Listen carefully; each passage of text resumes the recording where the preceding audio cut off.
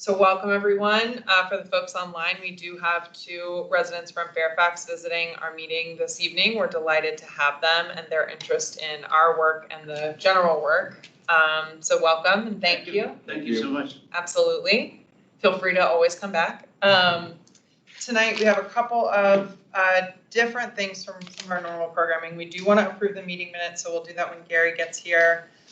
We'll go through an update on the status of current investigations, some of the protocols and parameters. We got input back from Cynthia, our legal counsel, on the open meeting guidelines.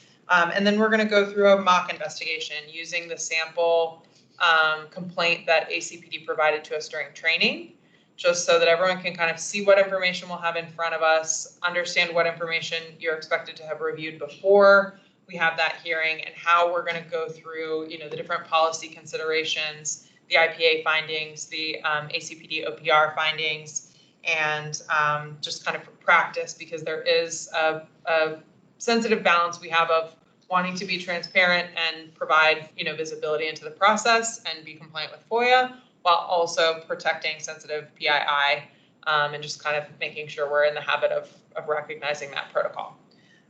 It also is an opportunity for you all to give me feedback on the draft we framed out. Hi, Gary. Hi. Hi. Hey, guys. We're just getting started. So I have a discussion guide in here, and we'll get to that when we get to it, but I'm looking for feedback in the next week before we kind of finalize that template, so that we all have consensus on what we need to have in front of us. And so we'll go through a mock investigation this week, and then we want to talk a little bit about community engagement again, and then we'll entertain any open discussion. Captain Kim and Mummy are both going to be very helpful in answering any questions we have as we go through the mock investigation, so we don't need to rush that. We want to make sure everyone feels confident that in our next meeting, as we go through a live investigation, that we have consensus and alignment, and we all feel prepared to have that discussion. So before we get started, any questions? Gary, these are our guests from Fairfax County. I'm Jim. I'm Bob. Gary, Good to meet you. Nice to meet welcome. Thanks for joining in. Absolutely. Okay, so I will do a quick attendance. Ms. Montgomery? Here. Mr. McCullough? Here. Mr. Smith? Here. Mr. Dean? Here. Mr. Miller is absent this evening. Ms. Evans, I'm here. Ms. Ortiz? Here. And Mr. Aniso-Sario is also so far absent. So we do have a physical quorum in the room tonight. So the first item will be to approve the previous meeting minutes. We have a couple of different ones to approve. Hold on, let me find the dates.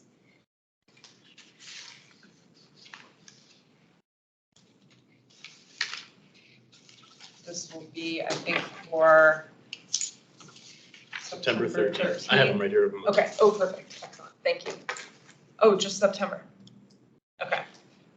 So do I hear a motion to approve the meeting minutes? Does anyone have questions or clarifications? Oh, well. Sorry, everyone. No trouble.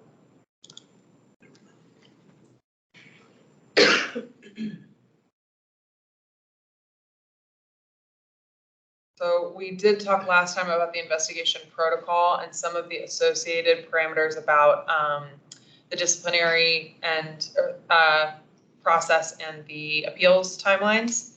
So we've added those to the investigation protocol, and we'll look through that in a little bit. But if no one has questions, I will entertain a motion to approve the meeting minutes. I'll move that we approve the September meeting minutes. Second. All in favor? Aye. Aye. All opposed? Any abstentions? Lisa, did you vote to approve? Sorry, we were not looking at you. I did. Okay, since we have a physical quorum, you can help us vote. Wonderful. Okay. It was just that one? I thought we didn't have the one before that? Actually, we did have the one before that. We do have. Oh, we do? Oh, okay. We'll look at that.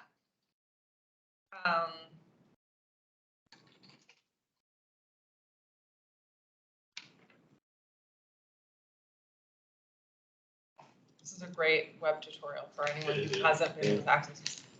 Okay, so August 9th.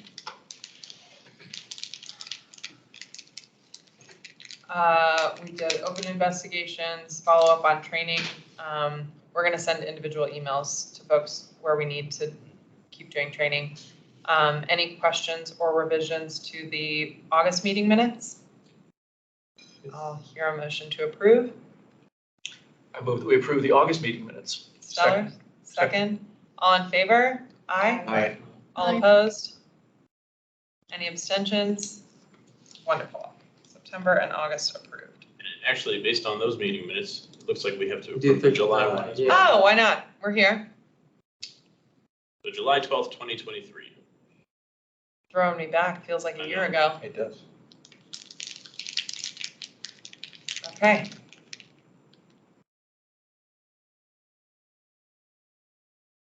Any suggested revisions or questions? Nope. I'll hear a motion to approve the July meeting minutes. I move that we approve the July meeting minutes. Shocking. And helpful. Second, wonderful. All in favor, aye. Aye. All opposed, nay. Any abstentions? All right. Look at us. Swinging up, coming out the gate swinging. Okay, so we'll start just with a review of the investigations updates. We want to go through the status of current investigations and then get to the protocols and parameters that we received back. The guidance we received from Cynthia and the investigation protocol. So Mummy, I'll kick it over to you if you want to take us through the status of current open investigations. Sure. Hi, good evening, everyone. All of our guests as well, virtually, and especially those in person. Nice to have some people visiting with us. Sorry, I'm not there in person. I'm virtual. I'm on childcare duties tonight. I'm here with Fatima. Hi, Fatima. Say hi. But she, No. she's We love it. She's busy with her little cartoons. So I'll start with investigation status, and then we can segue into reviewing the documents that Julie mentioned earlier. She just said, "Hey, Julie." Oh, hi, Fatima. So we are trucking along with investigations. We had a little bit of a lull with debriefs because we had some investigations that we needed to kind of power through the administrative investigations rather quickly. So I'll be doing debriefs on the back end of those, but expect to get some emails from me if those are assigned cases for you, probably before the end of this week to schedule for next week or the week after, depending on the availability of your schedules. You have, however, received one at least complete investigation, which includes an IPA report, and that would be the first complaint that we will take up at our next month's meeting, which we'll talk about that schedule later on. But if you have any questions about, one second, baby, any questions about how to, but now she wants to act up. Okay, baby, you have to be quiet. Sorry about that, y'all. If you have any questions about how to access the materials, then just let us know where to find those materials. All of the any complaints that came in through our intake system through civil, I just wanted to highlight a couple things. If you saw a flurry of emails from Ian, maybe I think it was last week, end of last week, he was just forwarding over all of the complaints from civil to make sure that everyone had a PDF copy of all of the complaints that we've received through civil. In the beginning, they were all uploaded onto Axon, but we decided that it would be more efficient for OPR, who's like just managing a lot of different pieces of evidence, for us to share that with you all separately, as well as my report. Ian and I are working on trying to figure out the best way to share that information with you all, and kind of like where to safeguard that information. I would love to get some feedback. Sorry. No need to apologize. You knew the Involves family. She's just, I feel like every time she sees me like engaged in a conversation, that's when she gets very talkative. But anyways, I wanted to get feedback from you all about how to best store the information in a way that is going to be that the most efficient for you all and most accessible to you all. So one option is on your Teams folder. We can make or on your Teams channel, we can make a like password protected folder, and we can upload my report as well as the civil complaint. If there is a civil complaint, of course, every complaint won't be from civil. Some of them are generated from ACPD. So if you open up a folder, for example, and you only see an IPA report, that doesn't necessarily mean that something's missing. And you'll be able to tell from the Excel spreadsheet where each complaint was generated from. But one thought would be to put it in a folder on the Teams channel. Another thought would be to import my report into the civil intake system, and then give you all login credentials to get into civil. That's going to be technically slightly more difficult because then you'll have to like figure out how to utilize civil, and you already know how to use Teams. But I'm also not sure if people find Teams to be the most user-friendly or like easy to find information. So I don't know if anybody has any immediate thoughts or impressions about that, or you all want to, give feedback to me separately afterwards. But another option, obviously, too, is if just emailing it out to you is the easiest way, then that's also fine as well. But if there is a way for us to like put everything in one place in a more organized fashion, then I'm happy to do that. But I just would love to hear from you all where would be the best place to store it. Mummy, I would like to suggest that in preparation for our next meeting, which will be the first actual investigation review, that we test using a locked Teams folder.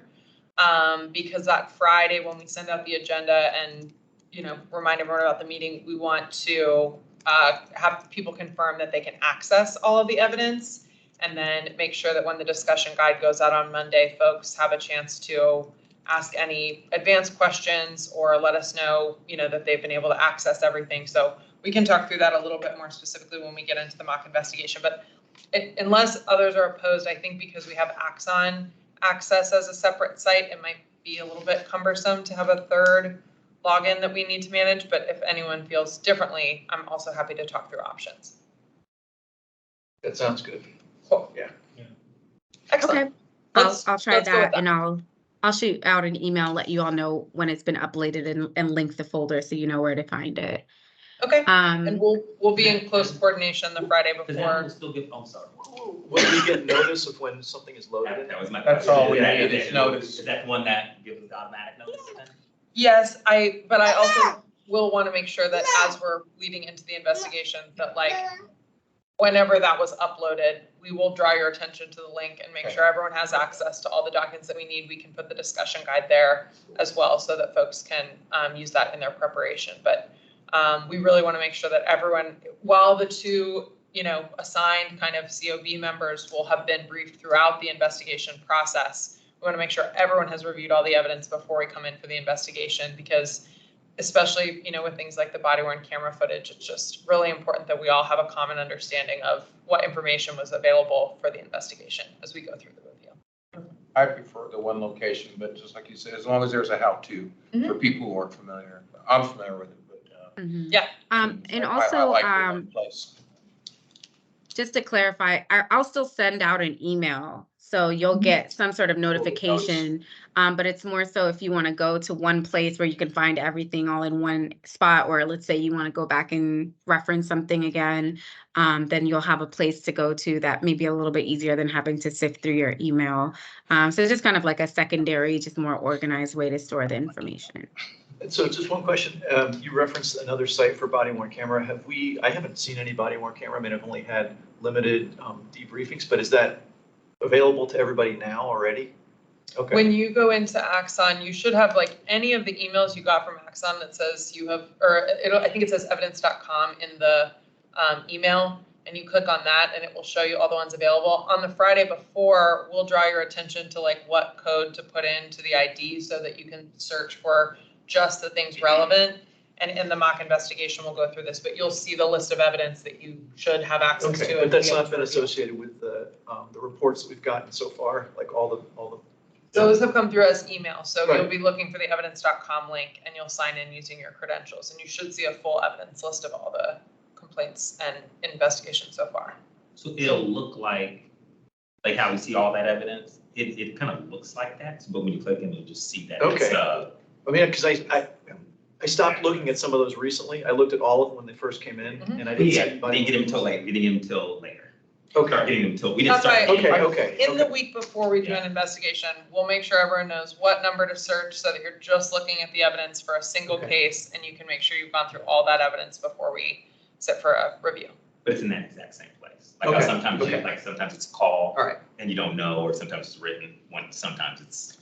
Yeah, Right, mommy, that's good. just like, mommy, I know maybe, same thing as the Teams thing, if Ian or you can send out just a very short how-to, you know, just to make sure that we're all, That week, I'll coordinate with the team to make sure everyone has access, so and we we've can got do access. individual walkthroughs if Yes. folks have trouble. Yep.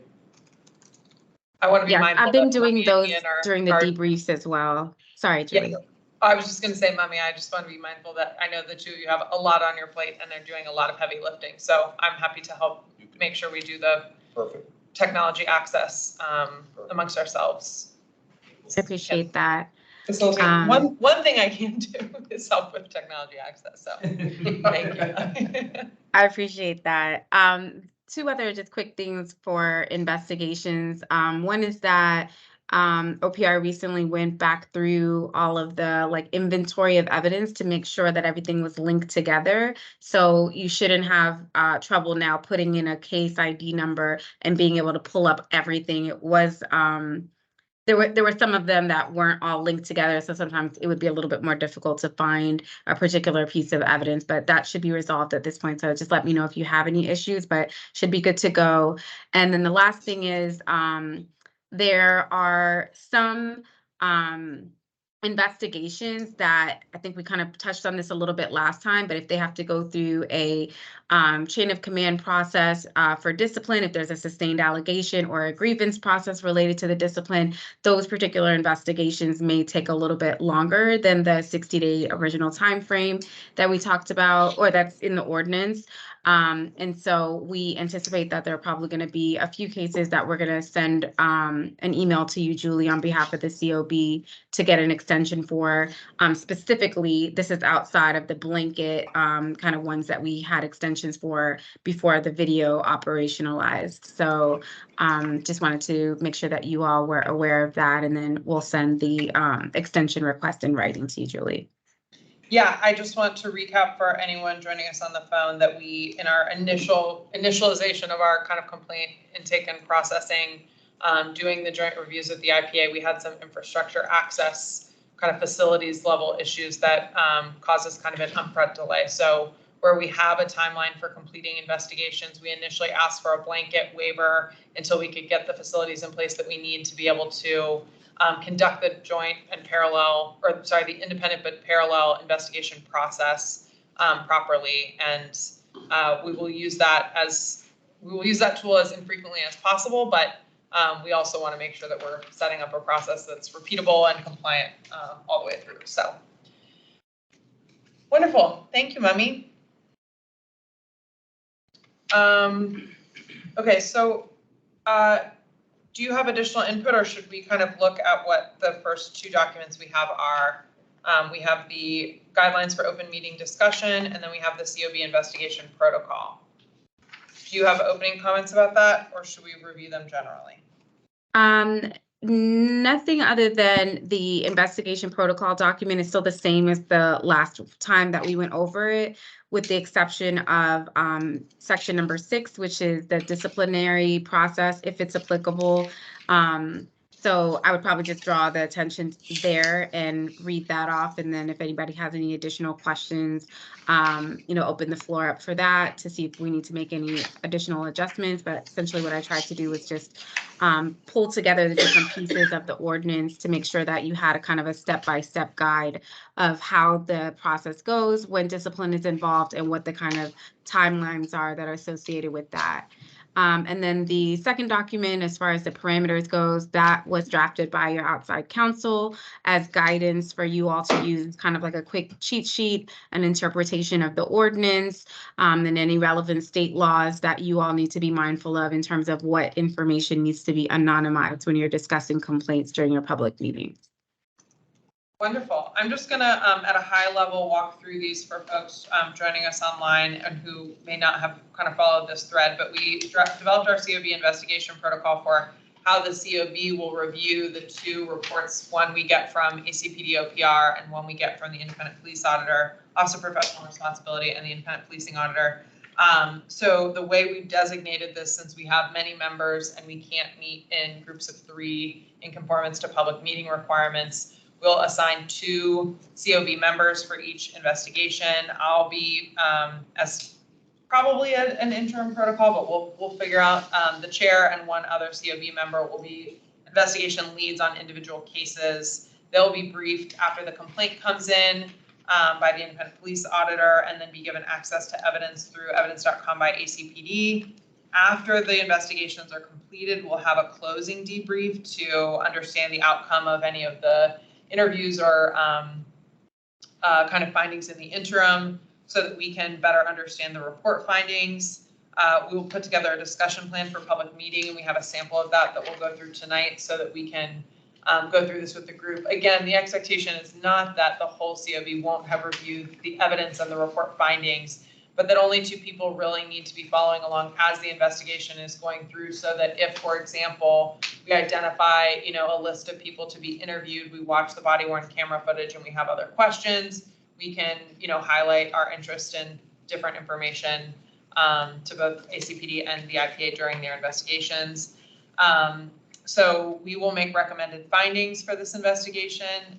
For the 2 COB leads will make recommended findings based on our review of the IPA and ACPD reports. And then step 5 is we will bring this to the public meeting and walk through our discussion guide, just to make sure that the kind of public has transparency into how we're making our findings, using what information.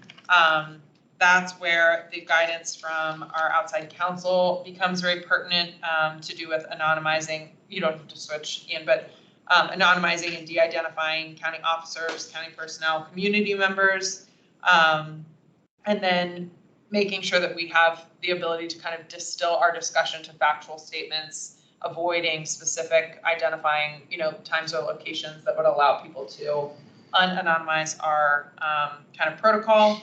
And especially for our first meetings, possibly throughout, we will, sorry, Mummy, did you want to add something?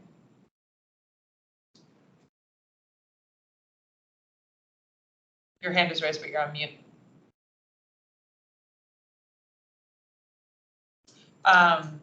We will have our outside counsel on the phone for at least our first investigations, just as we get comfortable conducting these conversations in open session. We will have the opportunity to go into closed session, not to discuss the proceedings of the investigation review, but to get clarification on procedural guidance or whatever. So as we build the kind of institutional and organizational infrastructure around this, we want to also make sure that we all have comfort going through this process, which can be sensitive. So then the discipline, this timeline is step 6. What Mummy added was, this is kind of understanding the different timelines for a grievance process if a disciplinary action is recommended from the review, and how that affects our kind of timeline. And then 7, we will draft and publish a COB investigative report after we have reviewed all of the findings and understand what disciplinary action may have taken place. Sorry, I was having trouble distinguishing that from 3.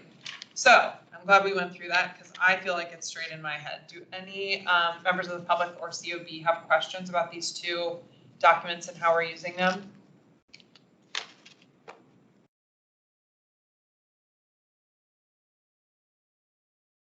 Wonderful. Okay, so before we go into the mock investigation, we wanted to talk about the November timeline and investigation plan. Mummy, please feel free to interject if you did have something to add. But since we wanted to use this meeting for a dry run to kind of promote our feeling of mutual readiness and alignment around what this is, we will have our first investigation review at the next meeting. But we have, well, actually, we may sorry, I think we actually decided we would do 2 because the first 2 complaints are, the reviews and the policy considerations are relatively succinct. So we anticipate that we will be able to get through 2 of those in one meeting. And then we have 2 others that we anticipate could take a more full kind of review discussion. And so we will need to have a December meeting, and we're proposing that we add 1 investigation meeting the week after Thanksgiving. So we'll send an email to coordinate what day would work for everyone, since that's not our normal schedule. But it would be really great if we can include in our December report a little bit more information about the findings from our preliminary reviews. And since we have completed several, we want to be able to reflect that progress in our report to the public in December. One question. Yeah. So it's going back to 6F. Mummy, probably a question for you. In the case where the ACPD declines to implement the recommendation of the COB, so the legalese, pupils shall in 30 days state in writing their rationale, okay? Shall be made available. Can you talk about that? Shall be made available. Is this going to be briefed to you? Is it a little bit more than shall be made available? And if so, I'm really thinking about the public. How will the public, will they post this, or is it going to be a briefing? Has there been any discussion of that thing, shall be made available? You're referring to the 2 reports from? No, I'm talking about No, so- 6F, the disciplinary. If disciplinary action is recommended and the COB reviews this and disagrees with the findings, and Chief Penn shall within 30 days respond in writing, and that is to be made available to the COB, the county board, the manager, and the public. So that might be a question for Captain Kim. And if the answer is we want to circle back to that, we're comfortable with that as well.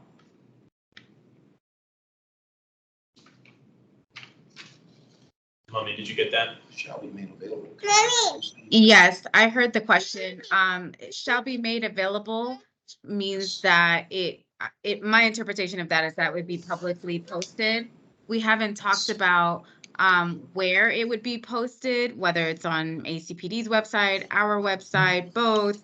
So I don't know if Captain Kim has any additional thoughts about that, or if they've talked about that internally. We obviously haven't had that come up yet, so we have not had the opportunity to post that. But it could also be something that is posted along with your report. Yeah, I agree with Mummy. We just haven't had the opportunity to discuss sort of that far down the road because it hasn't come up yet. But it's certainly something that we would work out and make sure that it's agreeable to all parties involved, the IPA, COB, and then ACPD. So we'll just make sure that we communicate that, how we're going to go about doing this. Okay. Captain Kim, we can discuss that more kind of in our planning meetings, and then we'll make sure that the COB and public hear what that answer is Good. in the next meeting. Thanks. Thank you for joining us this evening. We appreciate you. And you're welcome. Okay, are there other questions, or would we like to proceed to the mock investigation? Wonderful. Good. Okay, Do it. there are 3 documents left in the pile. I would ask you to take the one that has executive summary at the top and the Office of Independent Policing Auditor. They're the 2 stapled documents. So these are samples of what the investigation reports look like. Mommy has made hers since we have started doing these, so I think that the ACPD OPR sample report is a little bit different than the way that we have it in the, well, that may not be true, but essentially this is the information. I don't think that these are documents that you'll have in front of you during the investigation, but we wanted to make sure you guys can see what level of information is provided about different things in each scenario. So the black and white executive summary is from ACPD identifying what policy violation is alleged in the complaint. And then you'll see the finding here is sustained. So this sample investigation should look familiar to us. We went through it with ACPD and training. And I'm not going to go through the discussion yet. I want to just cover the information, and then we'll go through it as if we would in the discussion. And then the second one contains a lot of the same information, but is organized by the independent police auditor indicating where, what their findings are, what the OPR findings are, and then taking through the summary of the incident, a summary of interviews with relevant parties. And then the last framework is something that I think was developed jointly with the police to look at, what are the elements of OPR's investigation review, looking at things like, are there additional allegations? Was the OPR administrative investigation thorough, complete, accurate, objective, impartial? Were there any credibility issues presented in the investigation?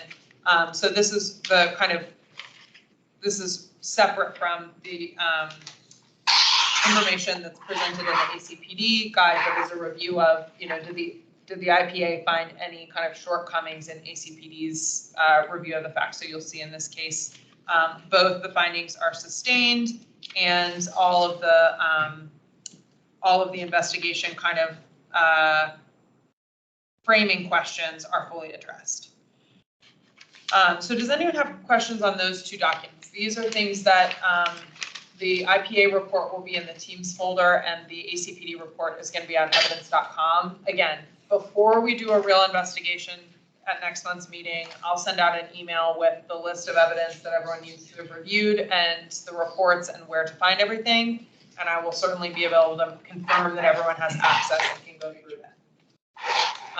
So I'm happy to have questions. Otherwise, I would like to look at the discussion guide and kind of talk through how we're going to do this.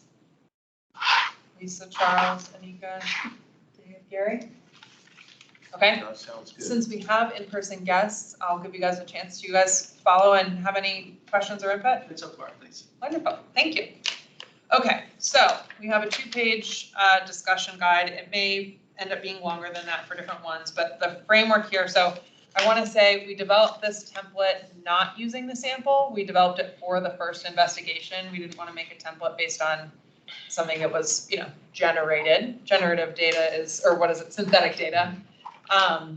So we do have this framed out for our first investigation, and it will be in the same format, but I just wanted to give an overview of what information. So the summary as provided here is intended to be kind of fact-based, anonymized, and give us the terms and references that we need to have this conversation without indicating anything sensitive about the location, time, or persons involved. So in this situation, and I'll recap like we will in the real investigation, Citizen X submitted an email complaint to OPR complaining that Officer A refused to contact a supervisor and used inappropriate language during a traffic stop for failure to come to a complete stop at the stop sign.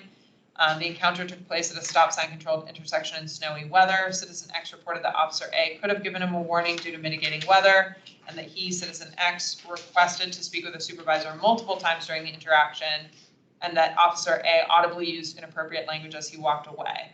Officer A returned to the vehicle and issued a warning for a headlight violation and an electronic summons for a failure to stop, and declined to contact a supervisor 3 times during the interaction, used profanity and aside remarks when walking towards his vehicle at the end of the encounter.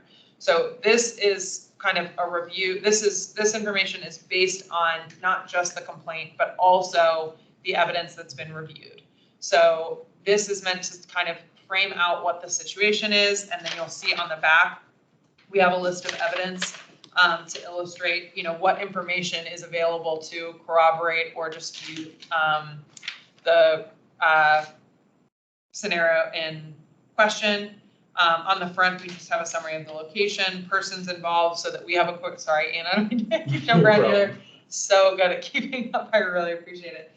Persons involved, just so that we have a quick reference of keeping track of who are these anonymized parties and how did they participate in the encounter or the investigation. The relevant policies, so in some situations we'll have multiple policies under consideration, and then we just wanted to have a quick reference here for our, sustained, not sustained, exonerated, or unfounded. Sustained, the allegation is supported by sufficient evidence to justify a conclusion of guilt. And Mummy, I just ripped this straight. I ripped this off straight from Mummy's report. Based on a preponderance of evidence. Not sustained being where there's insufficient evidence to either prove or disprove the allegation. Exonerated, the incident occurred but was lawful and proper. Unfounded, the allegation is false or the action did not involve a police employee. So then at the bottom, you can see where we're just illustrating for quick reference what under policy 1, and it says policy 1, search and, that is an error. Policy 1 here should say personal contacts.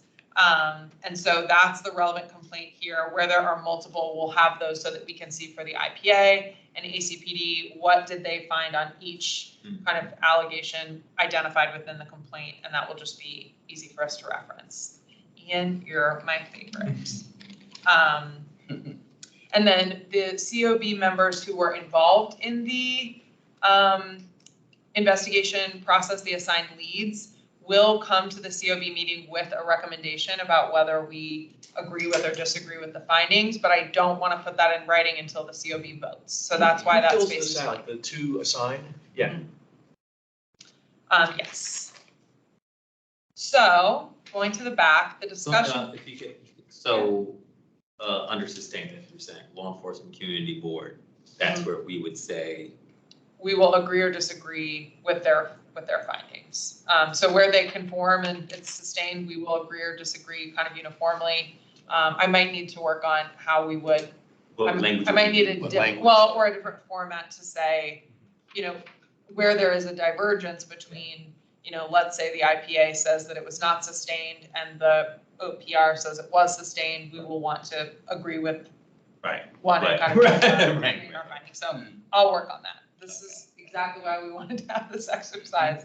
But you're saying when, for this particular example, it's not there, but if this was something we were in fact looking at, we wouldn't hide it until the meeting, right? We'd actually have it printed so we saw.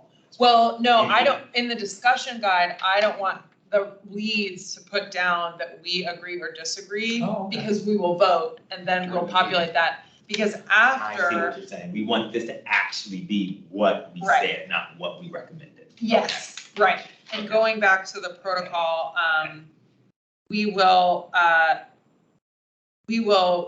draft and publish a COB investigative report after we've done our administrative review. Okay. So it will likely contain much of this similar information, but it will just be formatted to reflect that it's not for the purposes of the discussion, the review discussion, but actually kind of what were the talking points that kind of led us to our conclusion and whether we agree or disagree. So, sorry, just to follow up. So prior to the meeting where we discussed this, the 2 who have been debriefed will fill some of this out, but not the results. Just not the table, just not the results. Yeah, okay. Right. I just don't want to represent anywhere in writing that the COB thought something that hasn't been. Yeah. Okay. That's a good question. But for my tracking purposes, I take all of my notes by hand, so I'll just fill it in writing and then we'll circulate the. And then will this largely serve as the format for the COB report? Yes. I think we will probably expand and add to so under the discussion guide, this is where I'm going to track. So on the top of the back page, we have a discussion guide, and I don't anticipate that this will change very much. I don't think we'll need the protocol overview every time. We may just do that in the beginning to kind of refresh on, how we're framing this and what we need to do. But then the 2 leads will present a summary of the police encounter and talk about the relevant policies. I want to make sure that as we start each investigation review, like we have here, we want to be able to see the reference to what is the policy and what is the language behind the policy where we may have some interpretation that leads us to agree or disagree with a finding. So I want to have that here clearly in person or in front of us in writing. And then, so we'll have discussion and questions. Captain Kim and Mummy will both be available for that part of the discussion, just framing out before we're talking about the scenario and whether a policy violation took place. Do we understand the policies we're reviewing, and are we familiar with the kind of underlying protocols and parameters? So we're grateful to them for their participation in that. Then we as the COB will kind of go through each complaint element, and what I've done here for transparency and for kind of traceability in our conversation, since we don't have evidence, we will not have evidence in front of us during this discussion. I mean, people can have it on their computers, I think, because they have access, but printed materials that we provide need to be made publicly available for FOIA. So here, these are, again, fact-based, not comprehensive. You'll notice that this information is a subset of what's included both in ACPD and OPR's report. So we're going to circulate this to both of them in advance to make sure that they have a chance to catch any errors or omissions. I think that generally distilling this is not actually that complicated because we're just looking for where is there information in the complaint that says, what is the basis of the complaint, what is the situation, body-worn camera footage, interviews, and then the investigation reports. So this list is a little bit shorter than a full list of investigation evidence because we'll have multiple interviews with different officers, body-worn camera footage from different officers, interviews with the complainant and any possible other parties involved or witnesses. So I partly did this on purpose. The list of evidence includes the file names as they are in evidence.com. And then I said what that is. So, this is a 5-minute, 13-second video file so that as you guys in your prep for the discussion, when you review the evidence, are able to kind of track where is the information kind of pertinent to the policy violation and considerations and can look through that. So in this situation, the first file is the complaint itself. It's an email received by OPR. Citizen sent an email to ACPD OPR describing the encounter, including a complaint that Officer A refused to put him in contact with the supervisor and used inappropriate language during the interaction.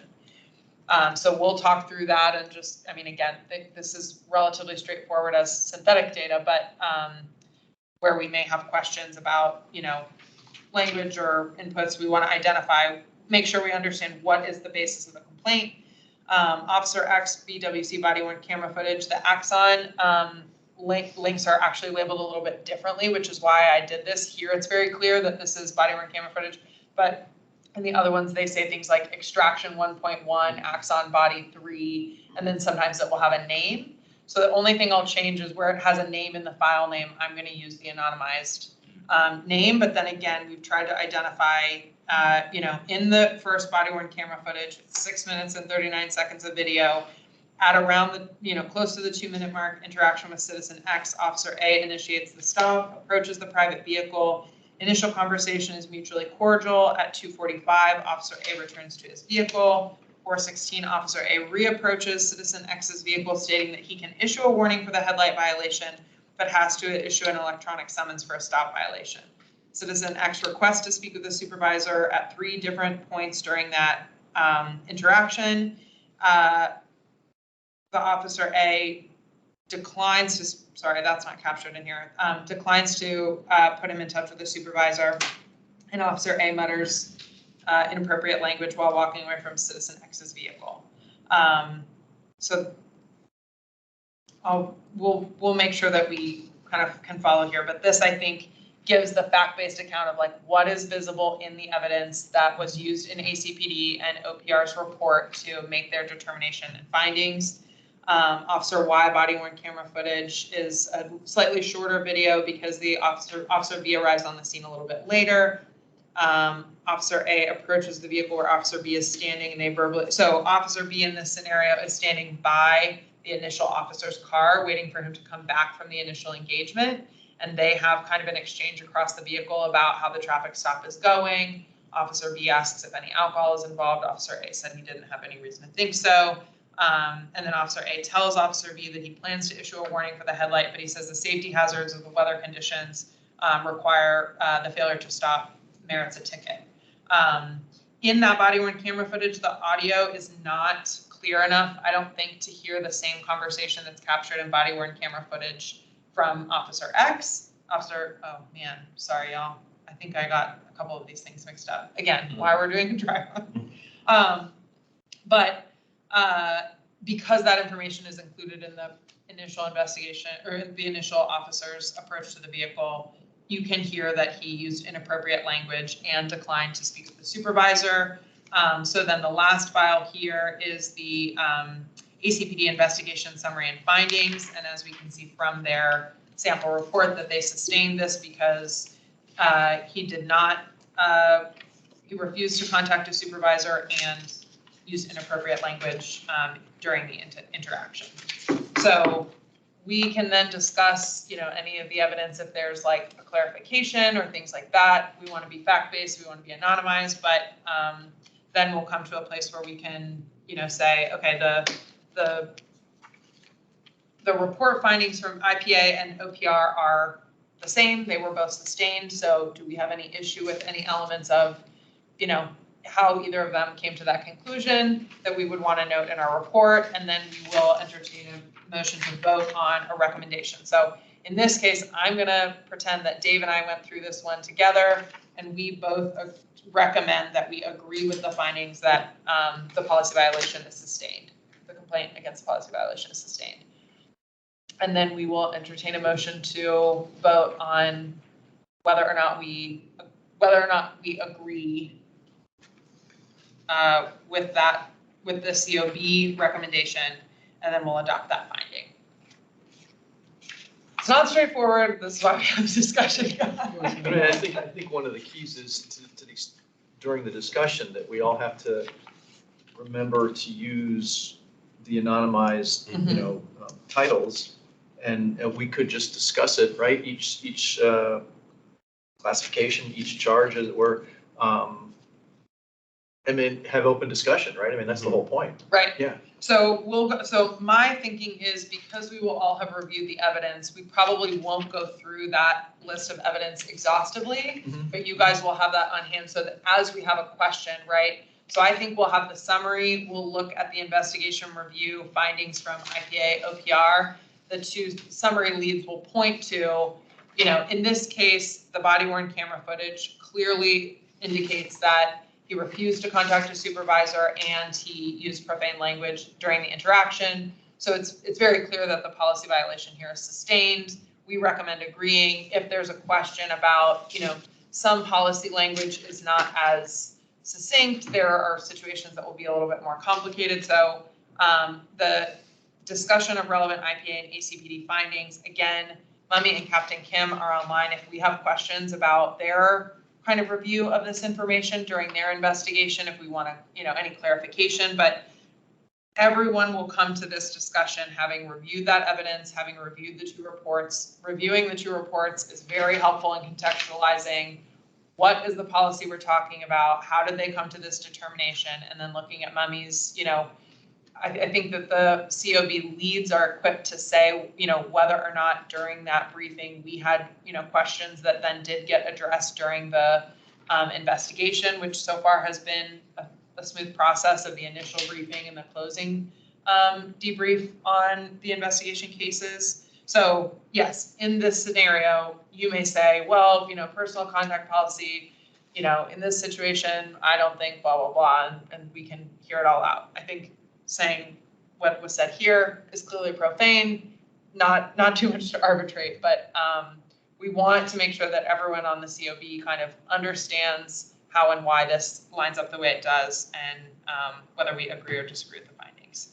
And obviously it's key that we look at this in advance. I mean, I Yes. just have to emphasize that. This really would be hard if you're just coming to it, right? Yeah, so in general, and this is, and any of you may have input on this, but I had, when I was on a different commission, I got information like at noon the day of the meeting. And with work, you can't review that by then. But I also think on Friday, it can be hard to prioritize remembering that. So our thinking is that we will make sure that an email goes out with Mummy's, report findings and a link to the evidence and a list of what evidence needs to be reviewed with the case number. So we won't include that list. We'll say, if you search this, and you'll have this discussion guide in your email so you can see, okay, I need to have reviewed 8 pieces of evidence. This is what, this is where the kind of relevant policies are. I may, in the actual discussion guide, highlight with yellow on this where I think the information is, but I do want to make sure that everyone takes the time to review all of that evidence so that the comprehensive mutual situational understanding of the scenario is common. I think that is really critical to making sure we can handle sensitive information carefully, that we don't have too much lack of clarity about what information is available from the investigation or what's in the reports. The reports are a little bit easier to reference, but yeah, so we want to make it clear how we're reviewing against policy definitions and the evidence available. And then in this instance, for example, I would say Dave and I recommend that we agree with the findings. We'll entertain a motion to agree or disagree.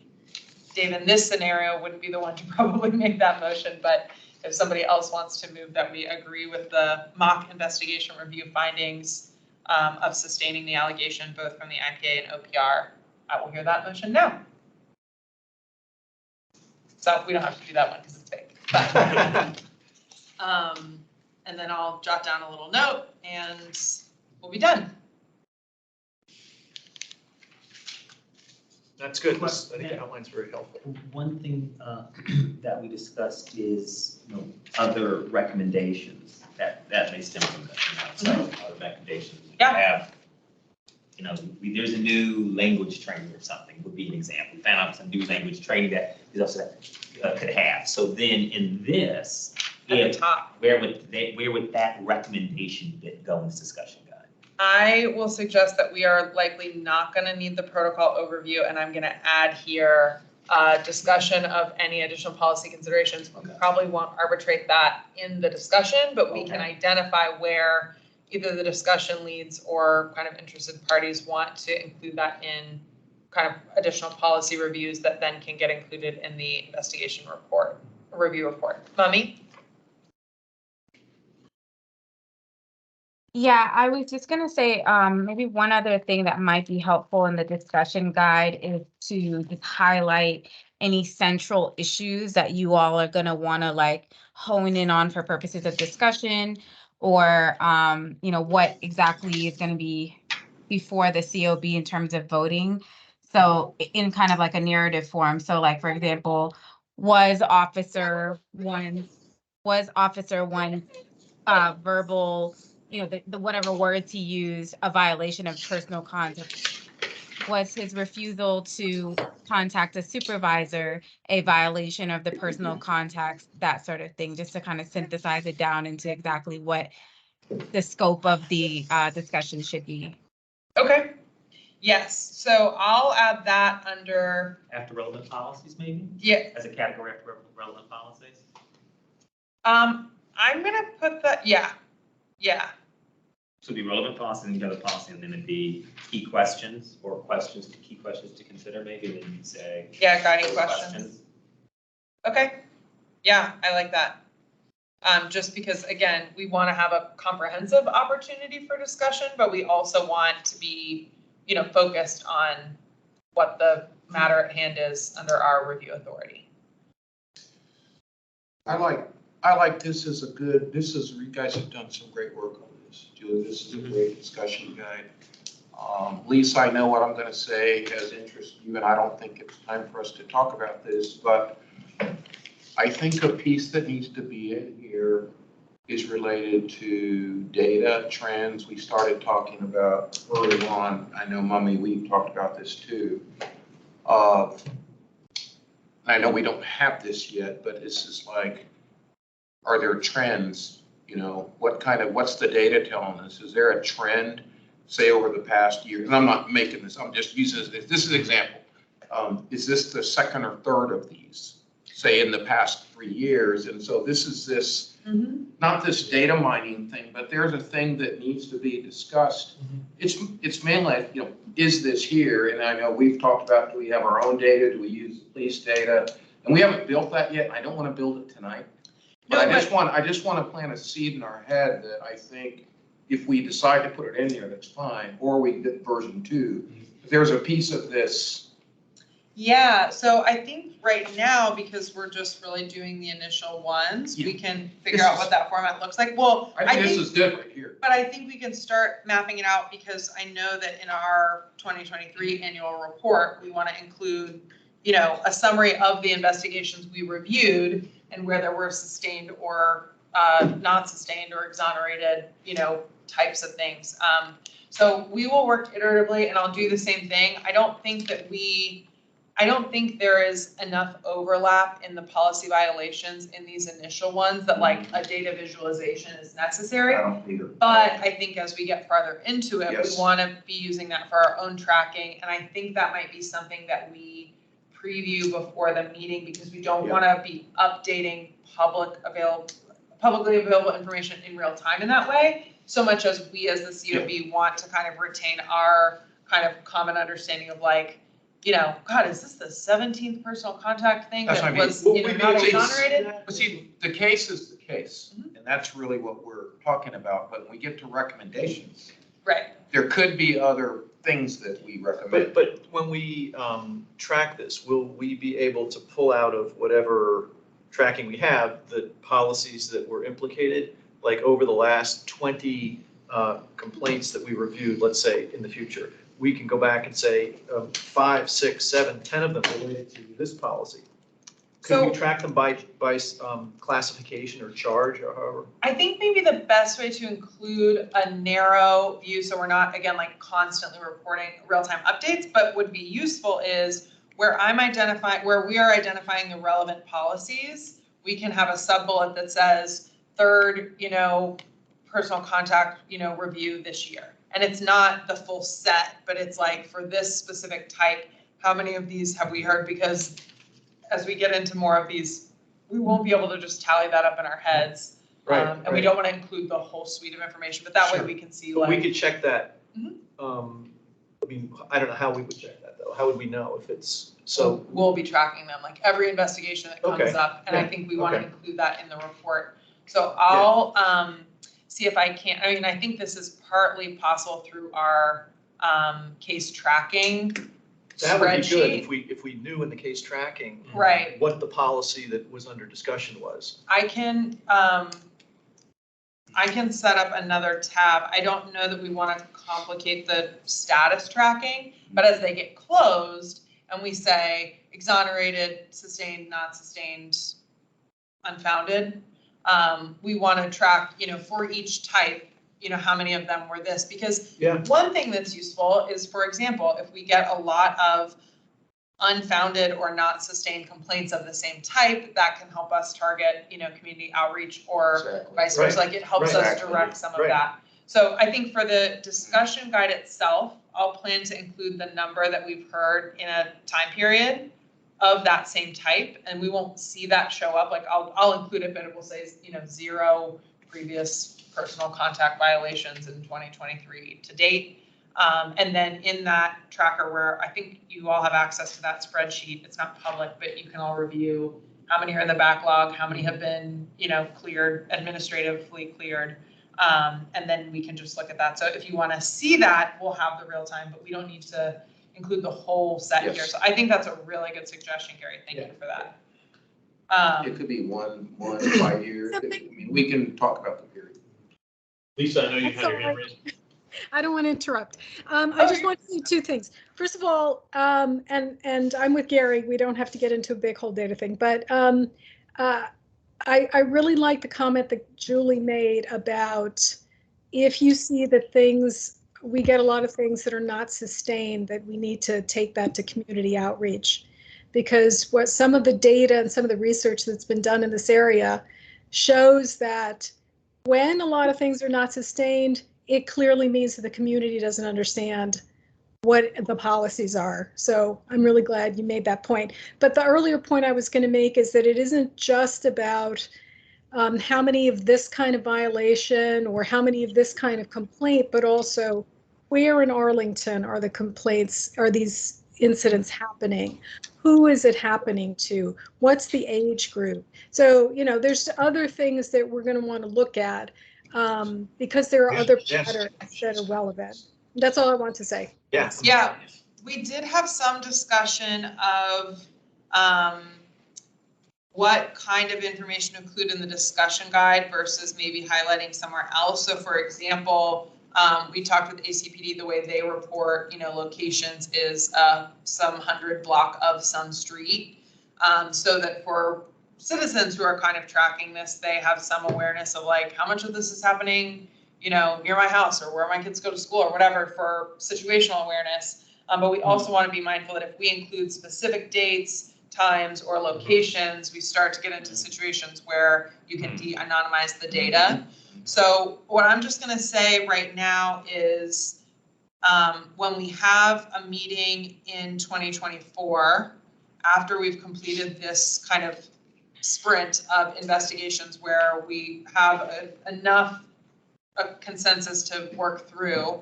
At the end of each meeting, when we look at, what are the relevant additional recommendations to include in the COB report about the complaint, we also can say, it would have been really helpful here to understand the demographics involved in the situation, or, and then I think for location, we can track that.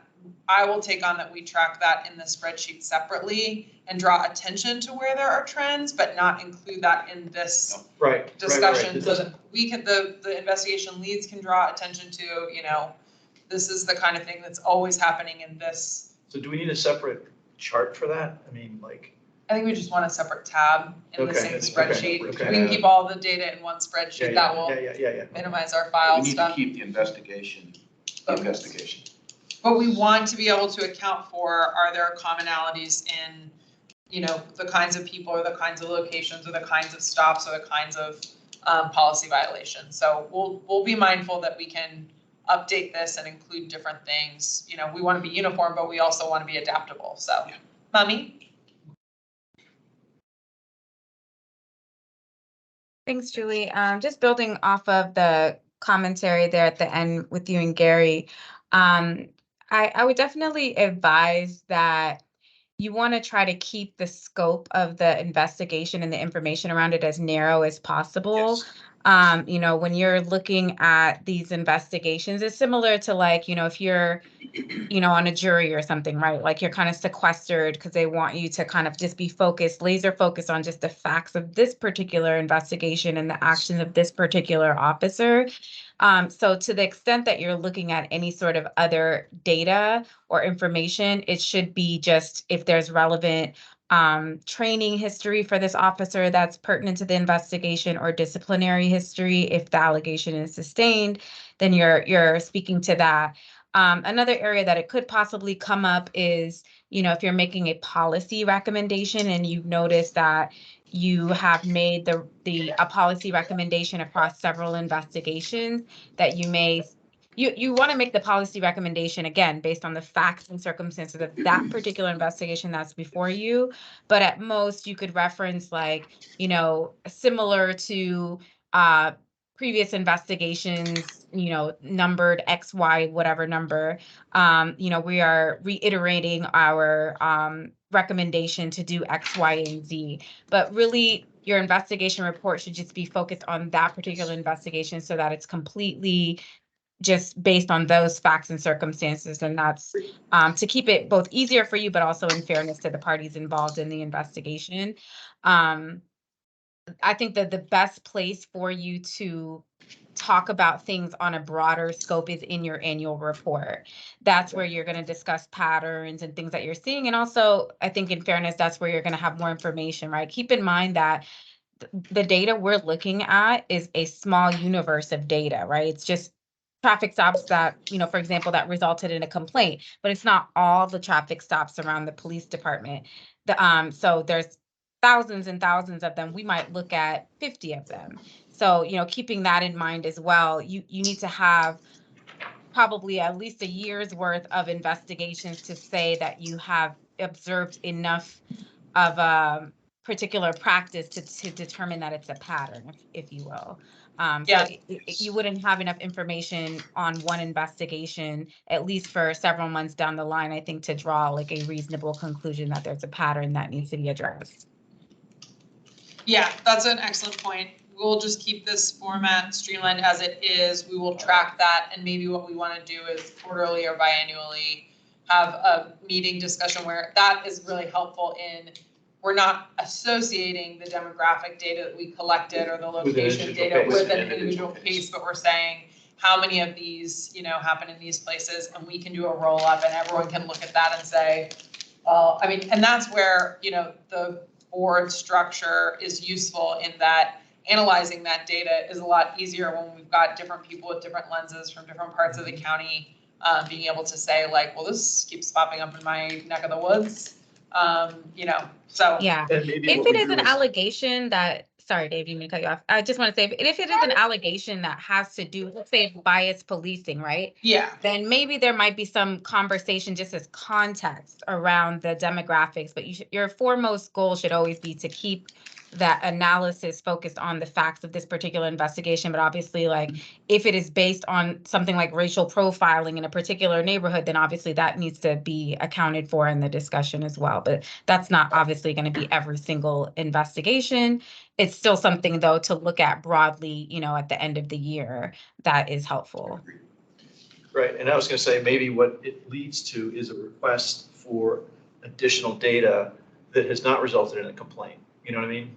Like the traffic stop one is a good example. And just hypothetically, I have no idea, but if we see issues that arise from multiple complaints, regardless of how those individual complaints are what their result is, it might lead us to want more data, because I think Mummy's point is just a really good one. We're seeing just tiny little fraction that have resulted in complaints, but maybe or maybe not, there's an issue with regard to these other matters that haven't resulted in complaints.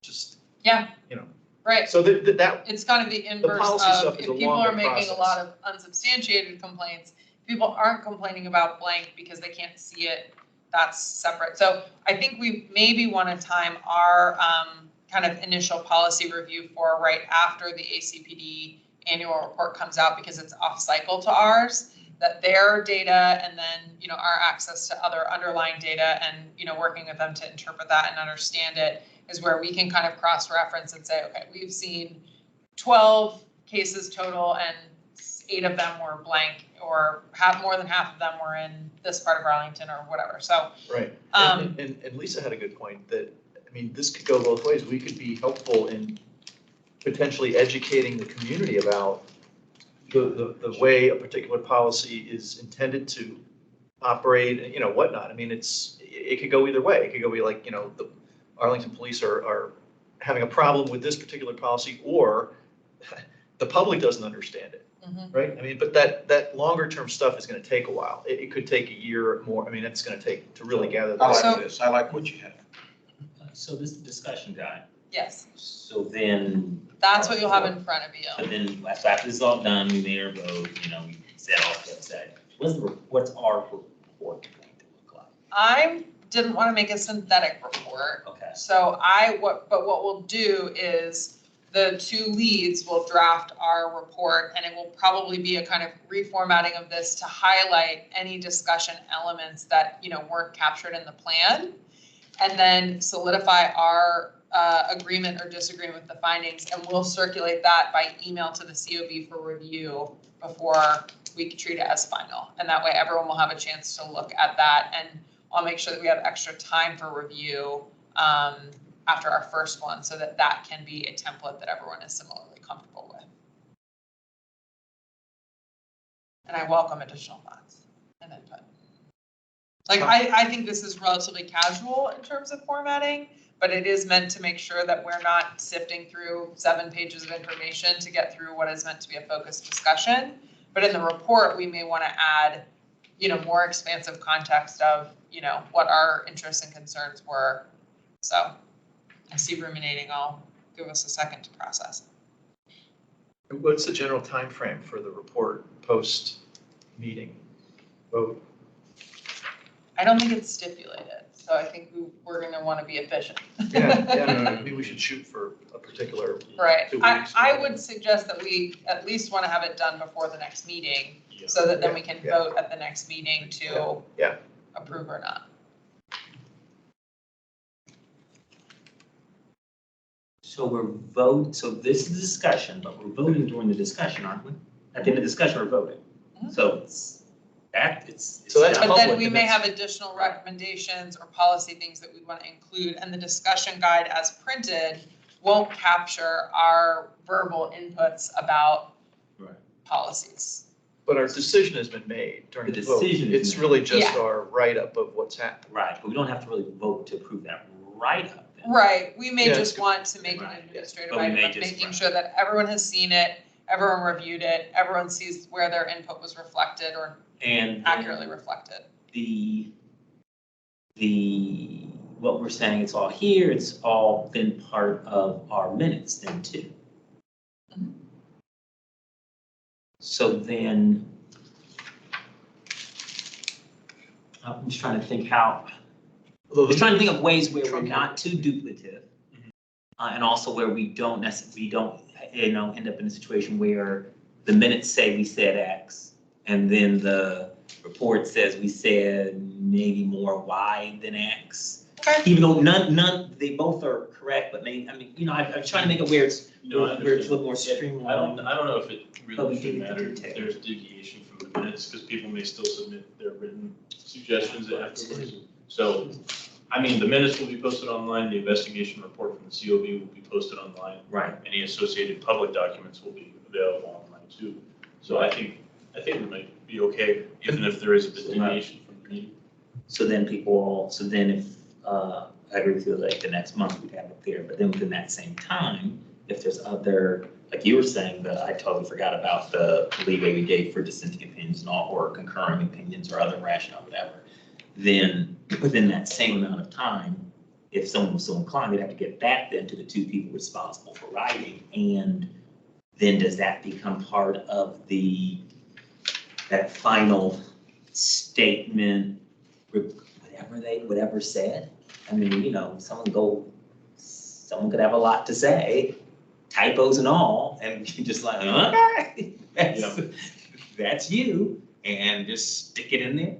Well, I want to use that opportunity to acknowledge that public comment is invited for all of our meetings. And so how we're going to stipulate parameters for making sure that we have access by the public to participate in our meetings, but also recognizing that, this proceeding is limited to the information that was available. So having them speak at the end, and we are going to have to figure out a little bit how this works.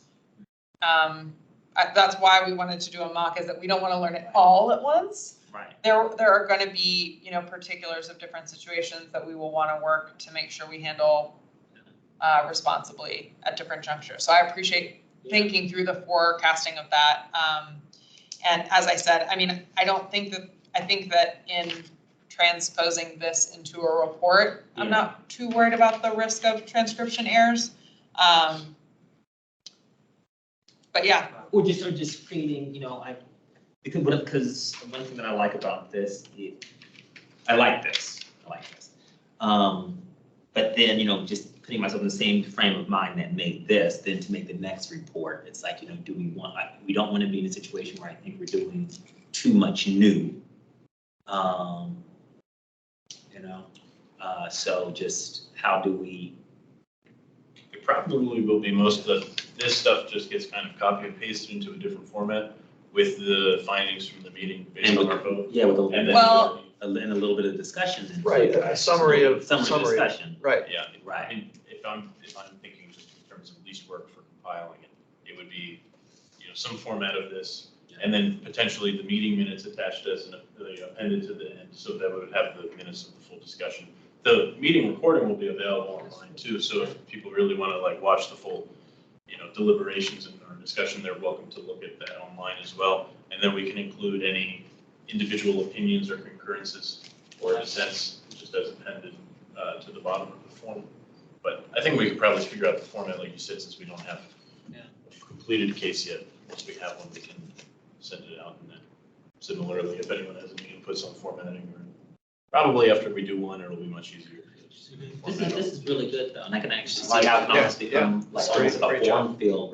Not a form fill as in like a ditto, but I mean the sections are so perfect for just saying, okay, this is what we do here, this is what we do here, where. This is really good. Thank you to Julie for compiling this over the past few days. You did a good job.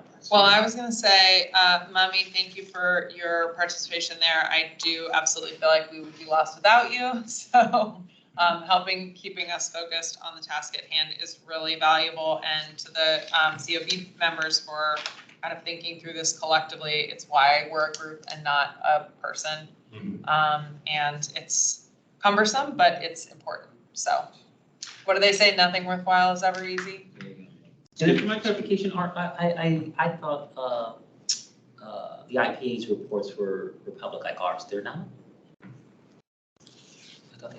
I thought these these, their co-summaries to us also were public or not? As of our understanding as of right now, the IPA's report would not be able to be made public.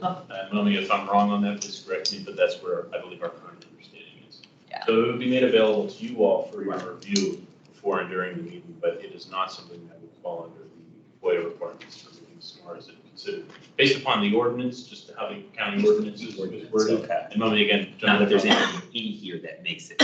No, you know, there, in the ordinance specifically, the IPA report is not being public.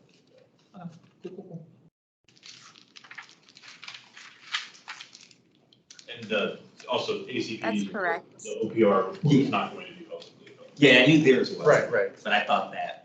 They don't Now, anonymize, and Mummy's report will anonymize? Mummy's report will, and Mummy, I don't know if you It is consistently do anonymized. it, but it would be anonymous, yes.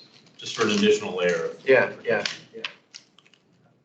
Yes, mine is anonymized. I think that just helps to facilitate, discussion and reduce the risk of, not anonymizing the data during your discussion. And we'll try to make sure that the reference to the parties is the same across the report so that it doesn't get confusing about who's who.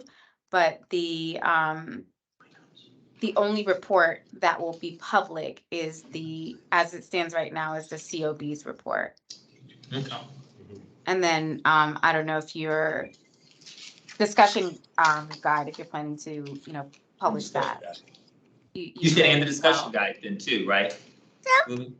The discussion guide and your final report are two different documents, but the Right. ordinance doesn't specify whether your discussion guide has to be public or not. But I think if you're using it as a tool for your discussion during the public meeting laws would kind of lean towards you all sharing that as you're using it as a guide towards your discussion. But we can discuss that with outside counsel or the county attorney and see kind of what the guidance might be around that. I'm gonna follow up with the county board clerk on that, just to make sure that I have all the information correct on that. But I do believe it would have to be publicly available. But I will double check that. Excellent. Okay, so our last two agenda item discussions are community engagement and open discussion. So for community engagement, we feel like some of the community events have kind of snuck up on us while we were initializing a lot of the investigation protocol specifics. We don't really want to have that be our habit. So we had a really good time at Clarendon Days. Briefly, Ian ran the fort all day like a champion and answered a lot of great questions and greeted a lot of people, but we're looking for somebody to lead community engagement for tracking those events more proactively and kind of getting them on our radar. It's just something that with the current investigation load, we need that to be a separate activity that we have somebody to coordinate. I think it's understandable that our initialization, process was involved enough that as volunteers we're struggling to keep up with it, but we do want to make sure that when we go to the community with things like, hey, we're seeing a lot of, I love that, Mummy, our honorary COB member is in bed. No apologies, I don't want to hear that. I am delighted for her participation in our hybrid meeting. I think we need to be sure that by the time we have something we'd like to engage the community on specifically, besides initially, that they don't have to go through the motion of, I didn't know you exist, who are you, what do you do, how does this work? And why are you telling me what I should and shouldn't complain about to the police? So I would really like for us to consider kind of appointing a lead for that activity, just for tracking. We have a budget to be able to support some of that stuff.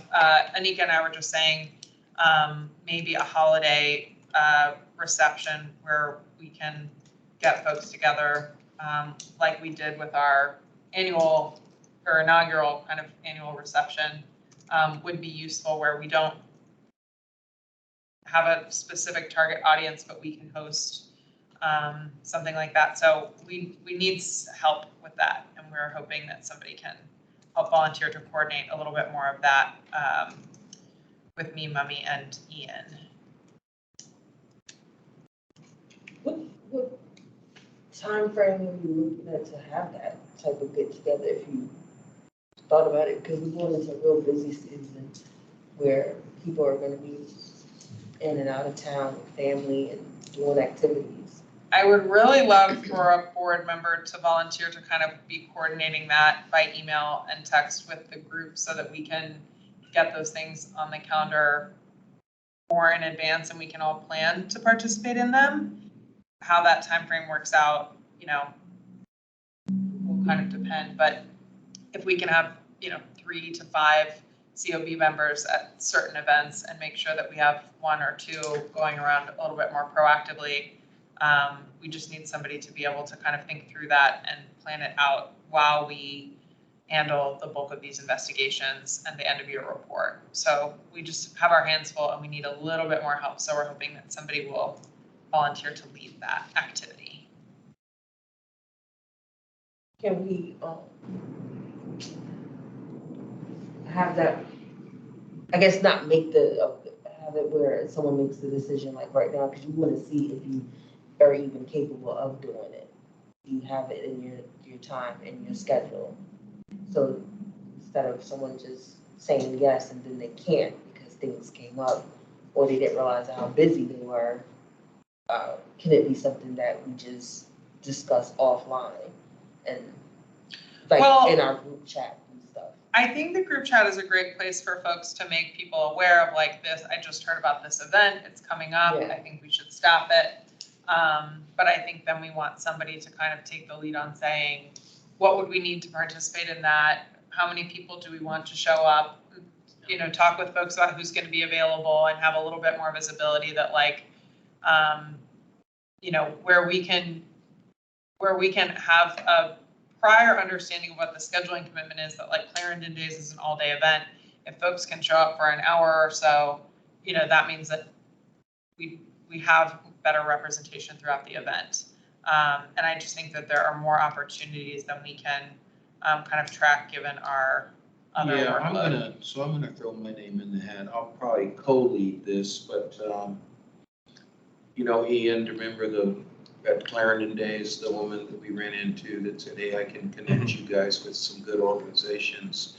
I'd like, I was there when you met her. I did reach out to her, yeah. I followed Yeah, up. so we've got some help of other people, not just going to neighborhood associations. I can't remember the 2 groups you mentioned, but I'd be glad to be a part of this.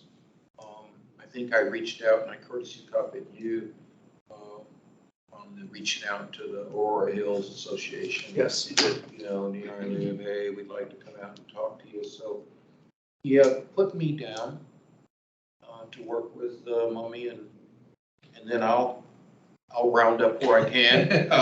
You're right. There's a lot of stuff going on with all of us, but it could be just, hey, this is, if we get a couple of people, I think we had talked about talking points and, different things that, because really all of us should have the message.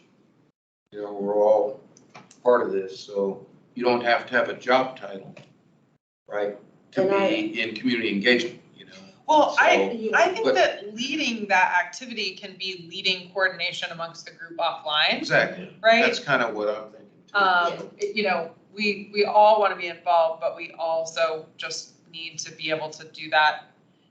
These meetings, we generally have a lot to cover. It's Yeah. hard to do scheduling in real That's got to time. be done offline. So if we can do that. Mummy, did you want to add comments? Thanks, Julie. Yeah, just generally speaking, I wanted to make sure that there is space to, whether it's, in a meeting or offline, to discuss if there are any barriers to people being able to come to community engagement events on certain days or certain, times of the year or different things like that. If there's a way for us to kind of be a little bit more in coordination with each other's like calendars or schedules so that we can try to navigate that. Um, that being said, I just have to continue to emphasize like how important it is for us to be out in the community and, understanding that everybody here is a volunteer, aside from me and Ian, and you all have to manage your personal and professional lives outside of your role on this commission. It is such a huge part of the work that we are doing. And I think we just really have to do a better job of prioritizing that and figuring out how to, effectuate it. It's a shared responsibility. So it's something that, both the IPA's office as well as the COB should be like co-leading. Obviously, like Ian and I are 100% on board with, supporting administratively. If you guys say to us, hey, we want to do X, Y, and Z events, we'll make sure that you have the fees paid for if there are any fees, any sort of community engagement materials that you need. All of that will be taken care of. But the piece that's missing, I think, is the initiative of we want to do X, Y, and Z. And that is a shared responsibility amongst all of you. It can't just be a select few of people who are, interested in doing community engagement. Like the community needs to engage with all of you, because you all were selected to be on the commission for different reasons. You all have different backgrounds and perspectives, personally and professionally. And so it's important that you are all engaging with the community so that you can bring back to these discussions and these reports and what have you, your perspective that's based on your personal and professional experiences, but also your engagement with the community. I just can't emphasize that enough. And I think that's an area that we really need to step up in. This year is almost over, believe it or not. Like we finished training at the end of January, and here we are about to like circle up to the next January. It's hard for me to believe that we're almost a year out of training, but we are. It'll be here before you know it. And so I think, that was one barrier for us before with community engagement, is that we were, in training mode, but we're no longer in training mode. So we really need to, feet to the ground and get on it with the community engagement and get out there more. Thank you, Mummy. So why don't you just put me down for now to kind of help coordinate this? Okay. And I'll tell you right now, kind of my initial plan is to build out the rest of 2023. Then we'll just build a shell. Let's just start populating something. Kind of, build a stick figure here, and then we can start hanging in as we learn more. Well, really, that lady that we talked to sounds like she knows some other things we haven't thought about. Well, and our group text chain is useful because it's not deliberation. It's not a meeting. Just scheduling. So I'm Okay. comfortable with that. It will help us. I think, like Dave said, I think before you got here, it is easier to keep track of a conversation than in email, and especially where we're trying to do some like, let me know by Friday who's going to be available on these or these dates, will be easier. So, All right, okay. I'll get with Mummy and Ian offline. Open discussion. Any additional items that we need to cover this evening? Input from our guests, reflections, thoughts, feedback? I'm extremely impressed. You guys are light years ahead of what we see Fairfax doing. Point of clarification, you say you're independent but parallel. When it talks about in terms of the investigation. Mm-hmm. So there's an investigation taking place by OPR, which I finally figured out as Arlington's version of internal affairs. Sorry, I didn't realize that halfway through. I kept saying OPR. So OPR is doing an investigation. The IPA is doing an investigation. Is it after they come up with their findings or their determination that you then pick it up? Okay. No? No, it's basically at the same time. At the same time. Yeah. Well, okay, so I have a diagram from our. We're working on the human factors of it for our annual report, but we receive a public complaint, and ACPD, the Arlington County, and the Office of the Police, the complaint is shared by everyone so that everyone knows we need to investigate this. The OPR, the Office of Professional Responsibility, and the Independent Police Auditor develop an investigative plan. And that is coordinated amongst them because we don't want to have 2 interviews with the same person, and we want, to facilitate real-time access. So there is collaborative administrative investigation by those 2 parties. And then once the Office of Professional Responsibility completes its investigation, there are a few kind of administrative processes. So when the complaint comes in and they make their investigation plan, they initially brief 2 members of the COB to say Those this leads is, that you're yes. referring. This So is the the leads become the subject matter experts on that particular complaint. Mhm. And then at one of your full meetings, the leads have presented their recommendations Mhm. prior to your meeting as a whole. And then the public meeting, when everything gets anonymized, then you make your determination, agree or not disagree. Yes. Okay. And the leads have the opportunity, so we have 2 debriefs before we come for the meeting. One is at the beginning when the investigation plan is set forth, so there's an understanding of the complaint and the underlying policies and who is available to provide relevant information. And we can say, well, we're really curious about where that, what happened here. Is there anyone who can provide information there? We really want to understand what blank. Then that investigation procedure goes, again, independently and in parallel, and that results in these 2 separate reports. And the main kind of distinction in the information that's contained in them, aside from 2 different people processing, 2 different bodies processing the information, is that the independent police auditor's report has a framing of specific questions like, do we think, did the IPA find that ACPD's handling of the investigation was thorough, objective, all of those things, so that we then as the COB can get Mummy's reflections on how that process went. Like if there was a contention about, well, we should have pursued talking to this person, this member of the public who was there, and why weren't we able to prioritize access to that and those kinds of things. So then we report, yes, then essentially you see this process a little bit better orchestrated now that we've done a dry run. But so if you go online at page 157 of 178 Okay.